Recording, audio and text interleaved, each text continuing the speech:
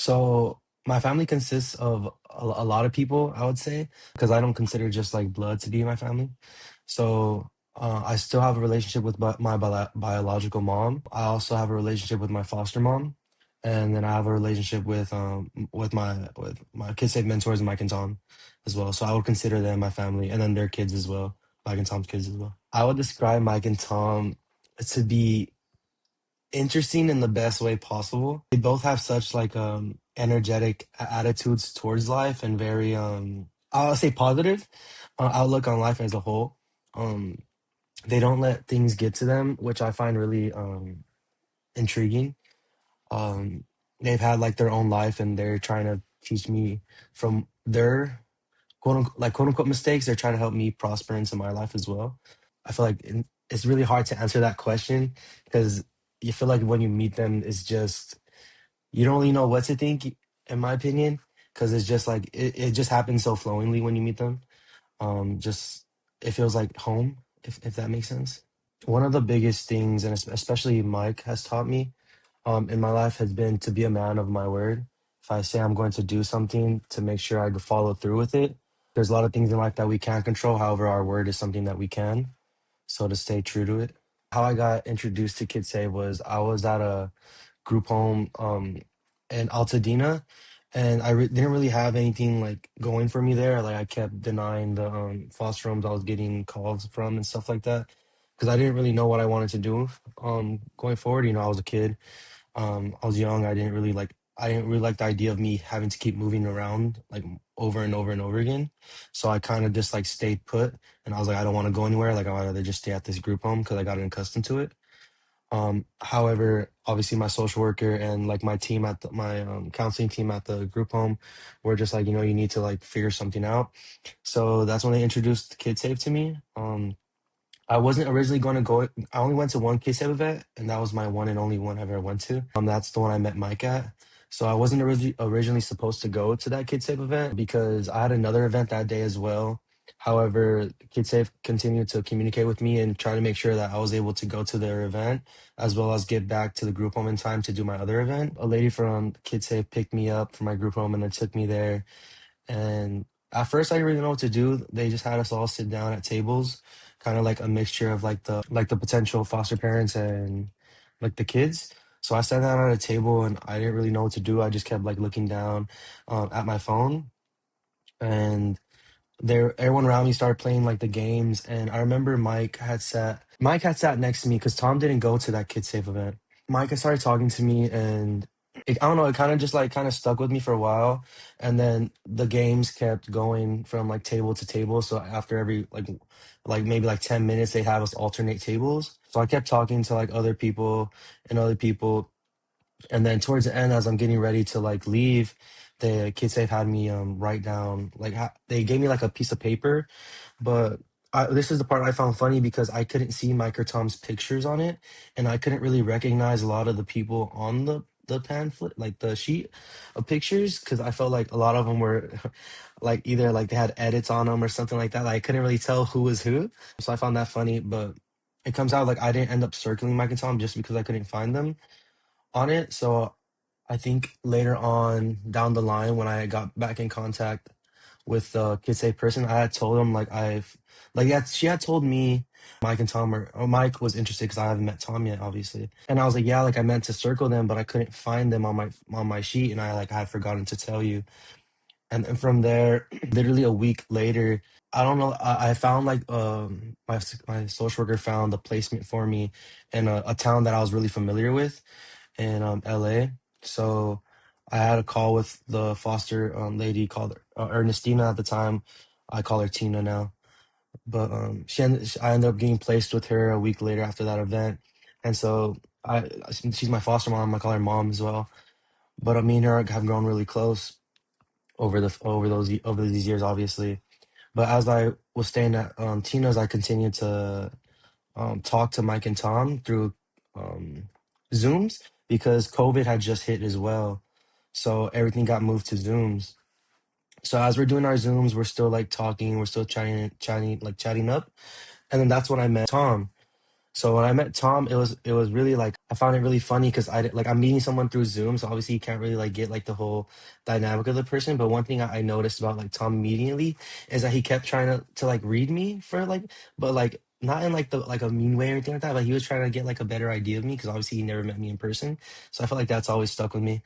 Cause like I don't know, it's just like their personalities that I've always liked. Cause me myself, like when I'm meeting someone new, I like to like not like read them, but I just want to know who I'm talking to, you know. So I kind of like ask certain questions or I take off certain hints of them, you know. Tom did the exact same thing to me. So later down the line, we after getting approval from all the kids safe and then from my foster mom and stuff, we were able to have a visit in person, but it just had to be outside of their house and had to be 6 feet away. So they picked me up in like this really big van that they got from like one of their friends. And that's what I found interesting, like I really like too, because they took like the initiative to like figure all that stuff out because there was a lot of stuff, especially with the COVID. They made sure that everyone was like comfortable with it. Like a foster home was comfortable with me leaving the house, going with other people and like all the rules were followed. So got this big van for me. I had to sit all the way in the back. We got like we got Starbucks, and then we headed over to their house. We had lunch like in their front yard, and then we're still 6 feet apart. And that was the first time I met Tom like officially. And so we're all like talking and stuff like that. And I had known that they had cats, so they introduced me to the cats and stuff like that. And then Jackson and Charlie, they're really fun cats. They're really cute. We continued talking, and then after that event, they take me back home, and then it just kept like reoccurring. Like we're like, oh, okay, sometimes we'd have Zoom calls, or sometimes we'd go like hang out in person, and it just kept like that relationship just kept building. And then fast forward, what is it, like 5 6 years now? Like they're still in my life, and they still are always teaching me certain things. Mike taught me how to drive. Tom taught me how not to drive. It's just like a lot of it's a lot of memories that I honestly can't I would never take advantage of. Like I really appreciate all those memories I've gone with them. Okay, so to talk more about the mentoring aspect of it, I'm gonna go back to what I said. Like I have a relationship back with my foster mom, and I have a relationship with my biological mom, and then I had a relationship with Mike and Tom as well. So I was balancing like three relationships, and I knew didn't want to get like adopted, and I know like my foster mom, she wanted to like adopt me at one point or have legal guardianship of me at one point, and like she does. And then my biological mom wanted me to go back to her, and then Mike and Tom, they obviously wanted to adopt me at one point. However, so I'm balancing like all like these people that want me in their lives. So I kind of just made like the executive decision for myself and what I was most comfortable with to keep them all in my life and make sure like they're all holding like a piece of like like a parental guide towards me, because that's how I see all of them.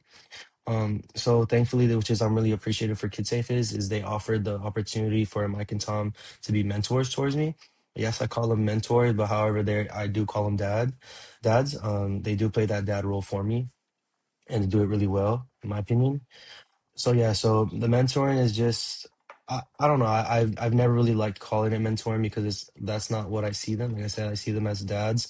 So they're just there for me, how I would say it. Like the mentoring is just them being there for me. It allows to have like a quote unquote title on paperwork wise, but like I said, I never call them mentor. So how I would define mentoring is just is honestly it's really up to like the relationship of like both the youth and the parent and what you guys want out of it. Mentoring can go as simple as like you reach out to me if you ever need like help, like maybe you need help with your homework. We can like figure this out together, like a Zoom call or something. Or like mentoring could be like, oh, like I'm trying to like get my driver's license. Can like you give me like driving lessons or help me in any sort of way? So how I view like the term like mentoring, and maybe for like potential like foster parents, is you're kind of being like that big brother or big sister to the youth. And the reason I use that big sister and big brother title instead of dad and mother, because what if like that's not what you're seeking at that very moment? You don't want to place like that sort of expectation on yourself, and then that could be overwhelming. And then what if like things move too fast and you're just not ready for it, which is perfectly okay. Like it's like KidSafe offers like that opportunity to give both what the youth want and what the foster parents want as well, or potential foster parents as well. So I asked Mike and Tom different things because it just depends on like I don't know. I feel like some of them know like certain things more than the other one. Like obviously, and like different expertises. So like when it comes to Mike, Mike is the one that offered to teach me how to drive. So he would take me to nearby like parking lots, teach me how to drive, help me like study for my driver's like my permit test itself. And then when it comes to like me, like my anxiety and stuff like that, I feel like I asked Tom more, in that sort of aspect because he's the one that kind of talks to me, about like that sort of like stuff with him as well. So I feel like it kind of goes both like both ways.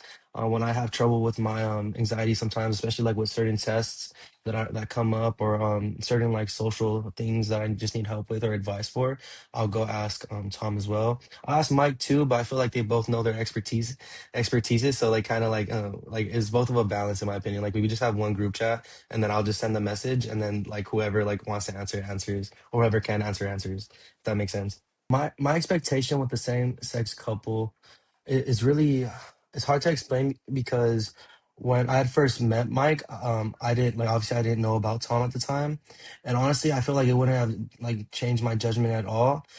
I feel like it was really weird for me to match up with a guy in general because, like, probably like in my past, like when I was younger, I had a really strict like I didn't get along with male authority. Like that was probably like my worst aspect about myself because of my past. I had a lot of trouble with listening to male authority. So the fact that I matched with two guys is just really it's always been a real joke in our family because like that was something that was completely unexpected. Like I never grew up with a dad role model or male role models. So the fact that I went to one Kidsave event and got the best of both worlds, I got two male role models. I feel like that's what I find really interesting and really I really love it in my opinion. My advice for the LGBTQ community and just for foster potential foster parents as a whole is just to let the relationship flow. If it's meant to be, it'll be, is how I see it. At the end of the day, you want like just like us youth, like we want to be accepted for who we are.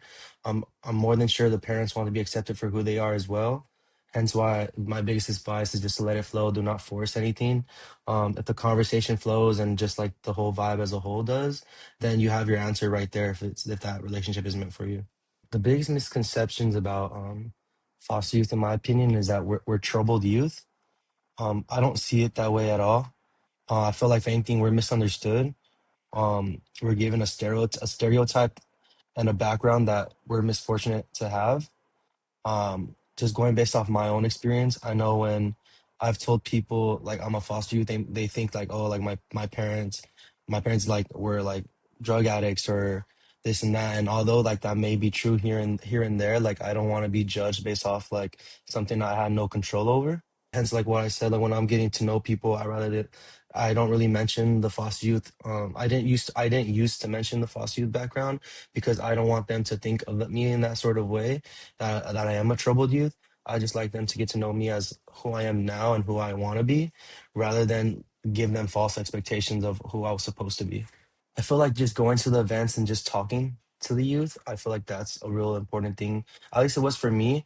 When I went to like the first Kids Save event, everyone was just talking to me. And although I wasn't exactly expecting like a mentorship or a sort of relationship to come out of it, it felt good to like be seen. We stay at like group homes and we stay at foster homes, and sometimes the case may be that we're not seen there, unfortunately. So when we go to these events and we're getting told that we're wanted, like quote unquote. And the reason I say quote unquote is because yes, we're told this. However, I do believe actions speak louder than words. So when I go to like, if I were to go to like when I went to this Kids Tape event, I actually felt wanted. I actually felt like people enjoyed having me around, which is a feeling that I personally didn't have a lot growing up. So it really meant a lot to me just to have these people like take time out of their day just to show up to an event and talk to someone that they don't have any clue about, and just like to play games or just to just to be there and like in the presence and show like make time for us. I feel like that's what people can do.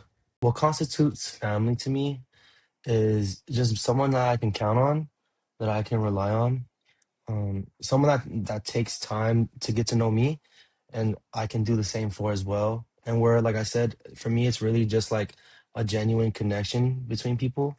Like obviously, like my biological mom, I'm close to her. However, the relationship I see with her is more of a best friend, and how I see like my connection with my foster mom is more of like that mom role that I've always wanted. And then Mike and Tom are like the dads I've always wanted, like the male role models. Like they do no wrong in my eyes. Like that's how I see it.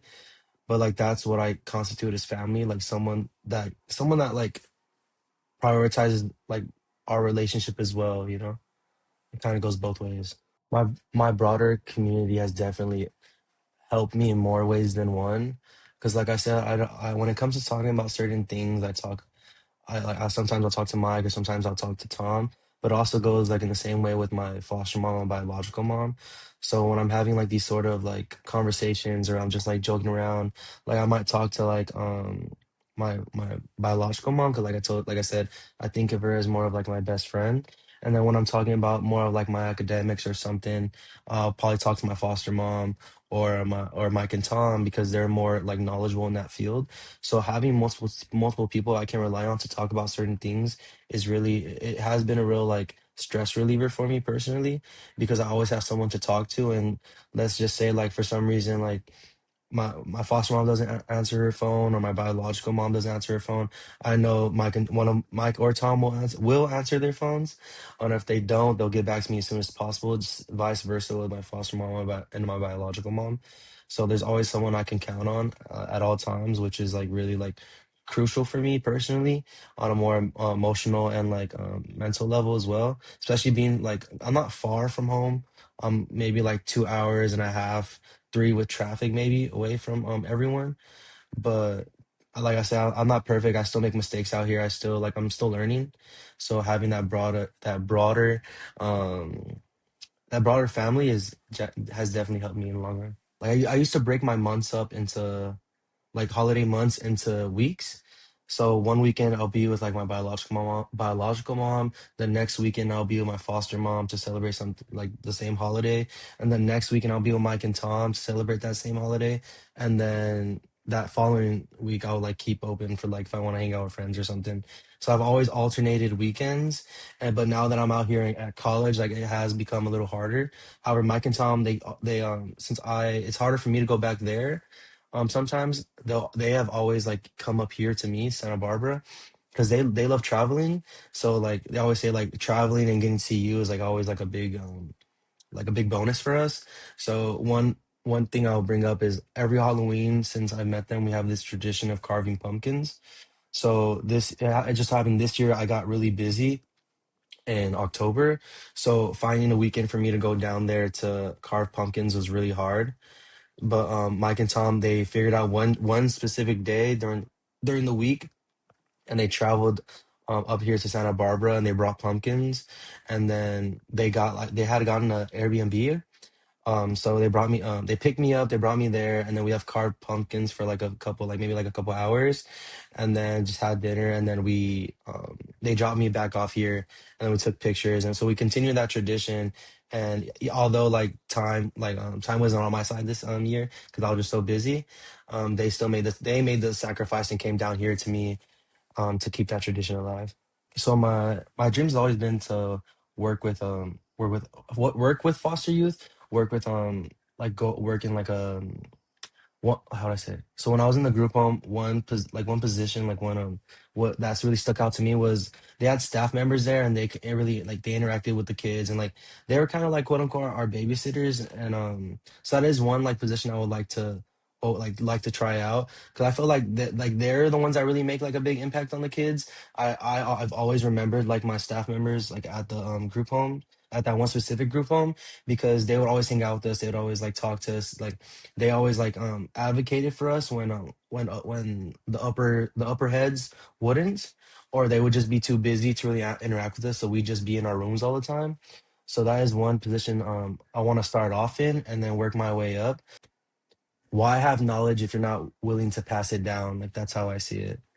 So yeah, like I went through all this, so now I can help. Now I went through all this with the college and like finding certain things out.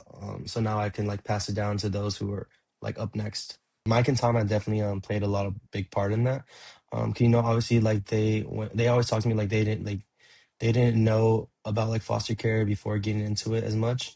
However, they continue to like stick through it, and although like the foster system hasn't always been the best to them, they continue to push through it, and they continue to help out even if they're not like fostering to adopt or even adopting kids. They still go to the events, which I find like really admirable, because they take time out of their busy schedules, and they are busy people, just to make sure like they go and interact with the kids or help out kids safe in any sort of way they can. So I feel like they've definitely played a big part in that. I didn't really see myself going to college or anything beforehand. Like when I was in the group home and stuff like that, like I told you, I had no plan for myself. So definitely getting out of like the group home and into like something more stable, like my foster mom's house, where she was really on me about picking up my grades, and so were Mike and Tom. They had like she helped me out. She got me into tutoring.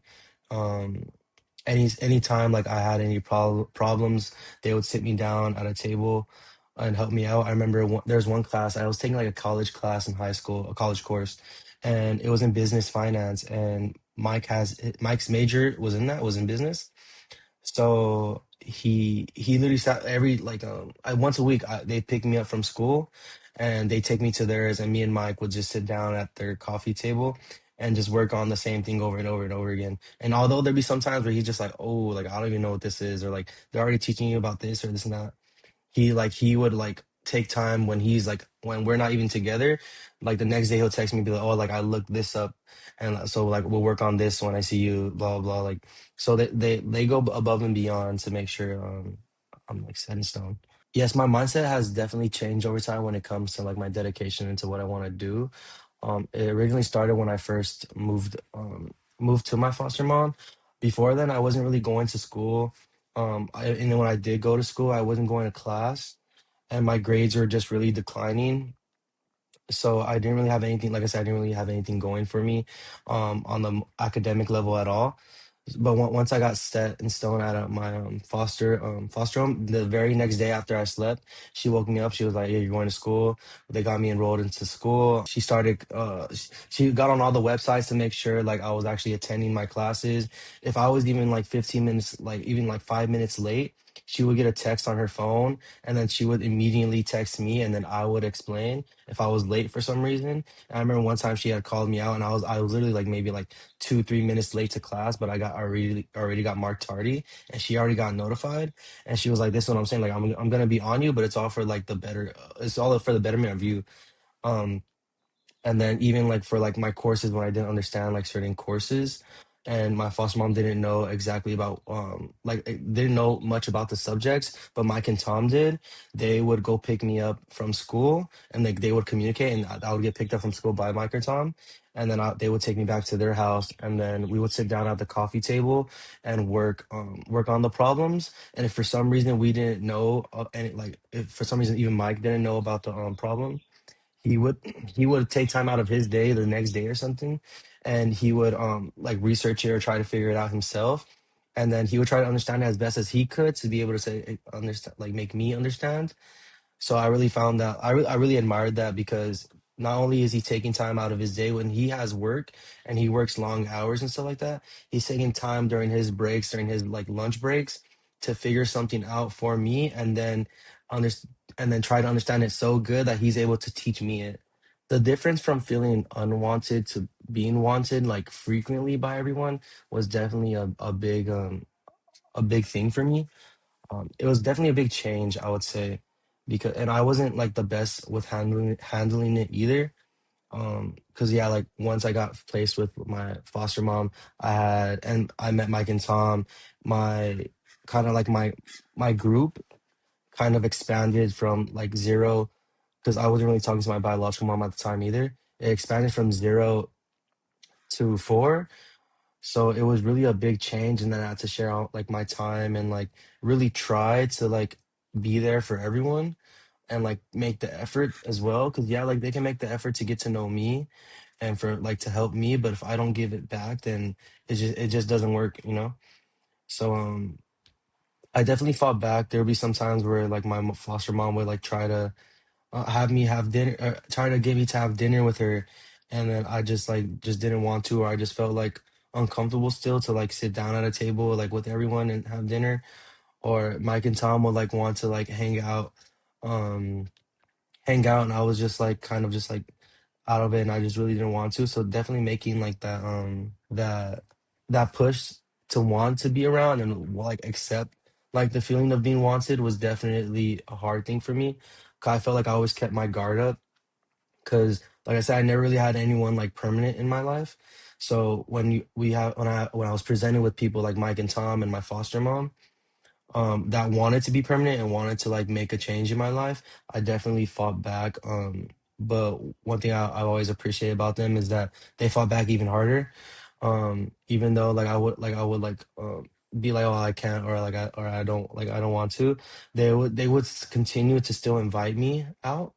Like my foster mom, even though I didn't go to dinner sometimes, or I would just try to stay in my room, she would sometimes like try to bring the food to me, and like we'd sit down in my room. Or with Mike and Tom, the one thing I always like appreciate from them is like whenever I'm in town, like even though I tell them like I'm busy or like I'm like doing something, because I will be doing something majority of the time, they still invite me. They always like send the invitation. Like even when I'm out here, sometimes they'll still invite me.